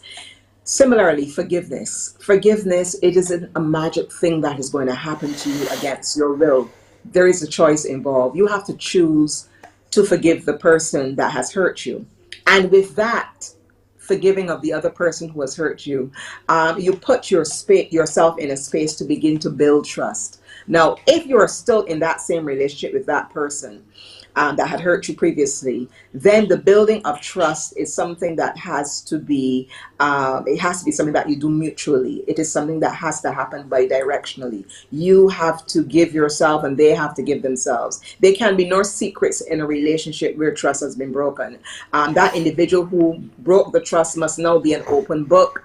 There can't be any not answering of questions. You have to open yourself up because you're the one who broke the trust. Now, if it's with a new person, and you have to try to stop yourself from thinking about what happened to you the last time. I think the more you forgive and the more you purpose in your mind and make that decision to move on, the easier it will become. I'm not saying that it won't be seemingly natural for you to pivot back to what happened to you. That is a human response. But you have to make the decision. You have to be decisive. I want this new relationship to work. So is it right that I should make this person pay for what happened to me with someone else? If you think about it rationally, it really makes no sense. So you have to make that choice. Nobody can make it for you. If you want your new relationship to succeed, you have to make the choice to put the past behind you. Even if it's going to take some time, give yourself time and don't jump into a new relationship too soon after being hurt either. I think that the more time you take with yourself to sort things out in your mind, to sort things out in your spirit in terms of how you feel, the better it will be for you in your next relationship. I think sometimes people jump too soon into a new relationship, and with that, it is so much easier to bring the baggage along. So I think when you've given yourself some adequate space, you allow yourself to grieve what you lost with that person that you were involved with before, you forgive them, you put it behind you, and you sort of take fresh guard, then it is easier perhaps for you to be able to start afresh. But even if there are challenges, you have to make that decision daily to put the past behind you. There's no magic to it. Wow. That's a lot to really take in. I know that on the other end of that, dealing with feelings of guilt and regret can be, very hard to get past as well. So, especially if as you you were the mentioned, one who messed up. Yeah. yes, If you were the one who messed up, if you yeah. were the one who stepped out or broke the trust, then you might really be beating up on yourself. I was such an idiot. I shouldn't have done this. I shouldn't have done that. Don't dwell there either, because you're going to take that self-hate and that self-recrimination, you're going to take that into your new relationship, and that won't help you either. So as you said earlier, we have to learn to forgive ourselves, understand we're human, we will make mistakes, but it's not all of who we are. And we have to look at our positive traits and the good things that we are bringing to this new relationship and go with that and grow from it, grow from the mistakes of the past.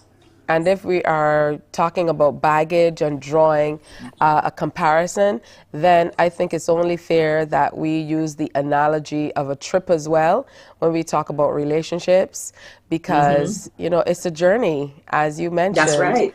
That's and right. so It's a you have to journey. keep on Mhm. working at it. That's And it. there's not necessarily a destination. There's several destinations. It's like a multi-city tour. That's right. Exactly. And it can be so enriching and exciting if we only look at it that way. Sometimes we just have to reframe how we look at challenges. Don't always see them in the negative light. See, this thing has helped me. It has caused me to stretch. Tisha, some bad things have happened in my relationship, and we talk a lot about this in our book. Our book is not a fairy tale where we're talking only about positive things. We disrobe in this book, and we talk a lot about the things that have happened to us and the things that have shaped us as both individuals and as a couple. And I can tell you that I'm an entirely different woman from who I was when I got married. And I'm so thankful for it, because it has stretched me, it has brought a maturity to me, it has brought wisdom to me, and I'm so thankful that I'm better today, all these years later. So let's not totally bash the negative things. We don't like them when they're happening, but we can grow from them and we can become better people, and our relationship can become better as well. And Thank you so much. You always leave us with so much to think about throughout the week, especially on Mondays. That's why we love you on Mondays, Dr. Denise Charles. Tell us where we can find you online. You can find me on Facebook. I'm Denise Charles on Facebook. On Instagram, I'm Dr. Denise J. Charles. Very easy to be found. On LinkedIn, Dr. Denise J. Charles. My YouTube channel, Living with Dr. Denise J. Charles. So I'm all around. Very easy to be found. All right. You can also find her right here on Morning Barbados every Monday morning. That's right. So make sure you tune in. And she will be at Strong Love the Journey on Saturday, June 10th at Hilton Barbados. So grab your partner, get those tickets, and go on through and be a part of it. Thank you, Dr. Denise. Thank you, Tisha. Have a fantastic week. Thank you, and you. We're going to take a break here. When we come back, who won the Big Bajan Bake Off? If you don't know, we're going to share a little bit about how the final went down and the big reveal that aired on Friday. That's all coming up next. Morning, morning, morning. Good morning. Good morning to you. While you go about your business, we go about our business, and that is gathering the news. Stay up to date at CBC News Barbados on Facebook, Instagram, and Twitter. Get news update on radio throughout the day. And join us for the CBC News Night at 7 every night. CBC News team is on the job and bringing you the news. There is a saying, you can find a Bajan anywhere. Are you a Bajan living abroad? Or do you know of one who has migrated to another country? Well, we at Mornin Barbados would love to have you or them on our Bajan Afar segment. Share your amazing stories, experiences, and how you have adapted to a new culture. Send us an email to morninbarbados@cbc.bb. And together we will travel the world.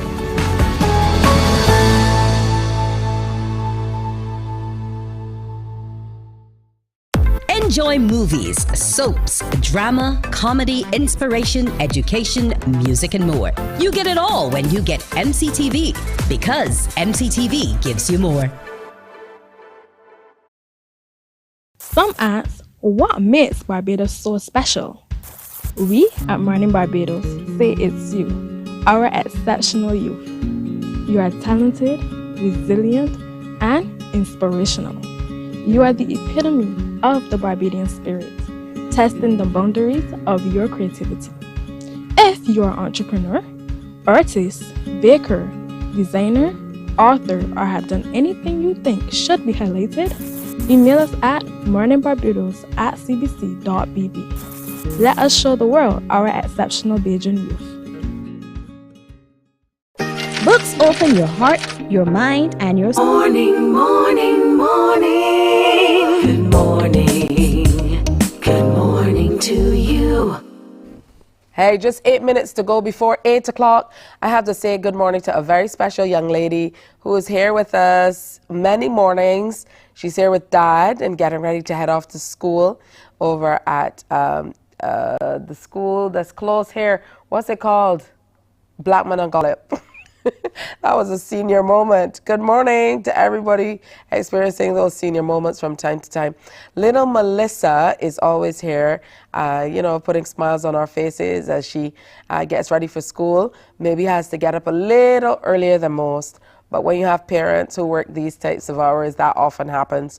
So to all the little ones who have to get up a little earlier to go on to the workplaces and then go off to work, really reminds me of when I was little. I had to do that too, get up early to go to work with Mommy, and then she would send me off to school at some point in time.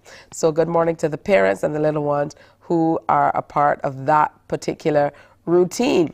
Now, the Big Bajan Bake Off, the second season, has come to an end. We had some phenomenal partners who were on board with the entire presentation. I don't know if you had a chance to catch the final part of it that was on Friday night, right here on CBC TV8. But we have to say special congratulations to the top 4 who made it to the finals of the competition. We had Kathy Mason, we had Orion Clark, we had Anthony Williams, and the eventual winner was Suzette Clark with her health loaf, and she walked away with some fantastic prizes from our sponsors and of course bragging rights. She is the best Bajan baker. She can say that from now till when we bring season 3. So she walked away with that Black & Decker bundle, some custom made plates from our wonderful sponsor, as well as a gift bag of some great prizes from our other partners. So make sure you keep on watching. We're going to have Suzette Clark, the winner of the Big Bajan Bake Off, here on Morning Barbados to share with us later this week. All right, so there's also a big festival that some Barbadians are a part of it. We have a lot of Irish people and people of UK descent who might know a little bit more about it than us, but the Celtic Festival is one of those things that is a big annual celebration that we see a lot of people getting involved with as well. So we're going to share a little bit about that with you now as we get ready to wrap today's program. Of course, you know, always very interesting to see all of those. This came off on Saturday, so very, very interesting.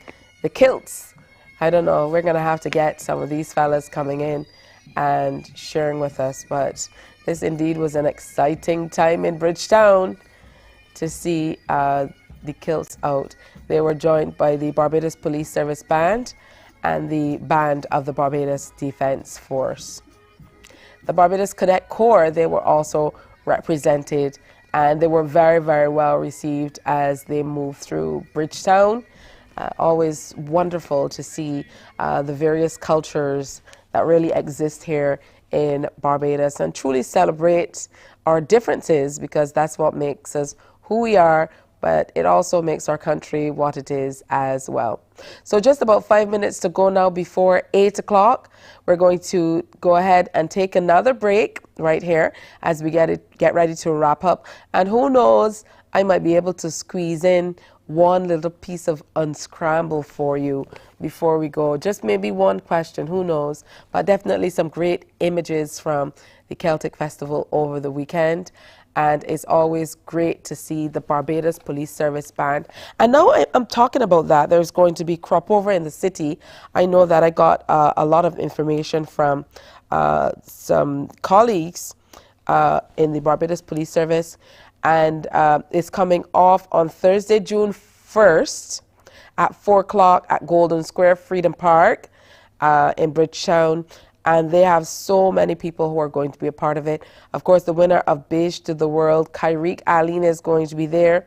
The showman who came second is going to be there. So, you know, big ups to the Beige to the World alum. Faith Calendar is a part of the cast.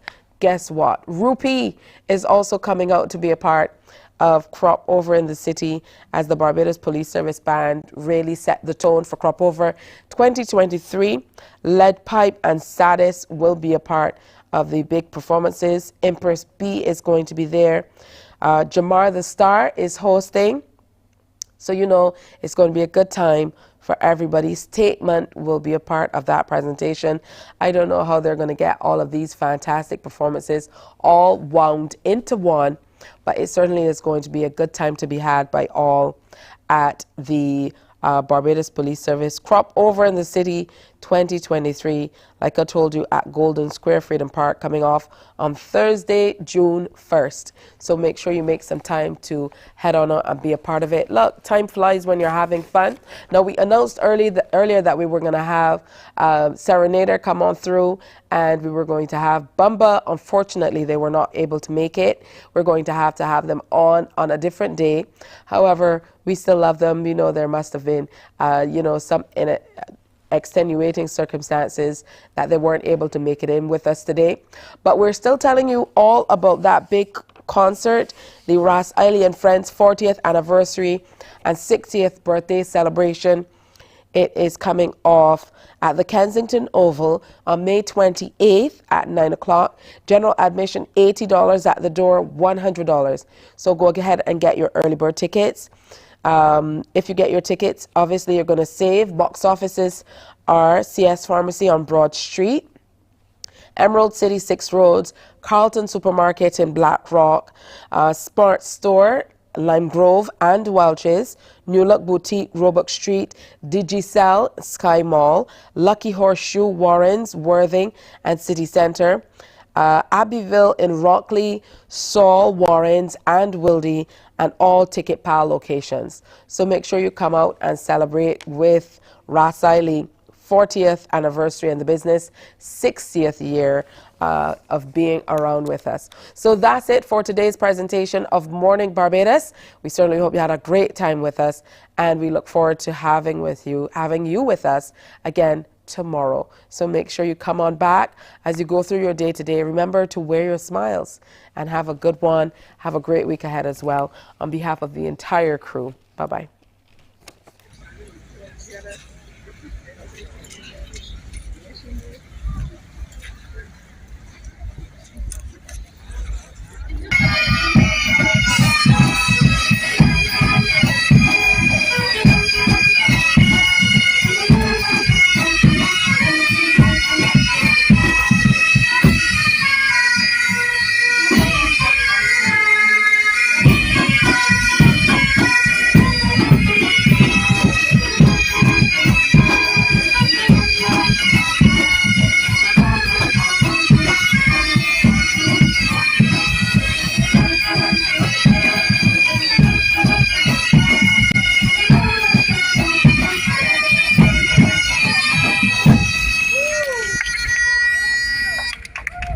This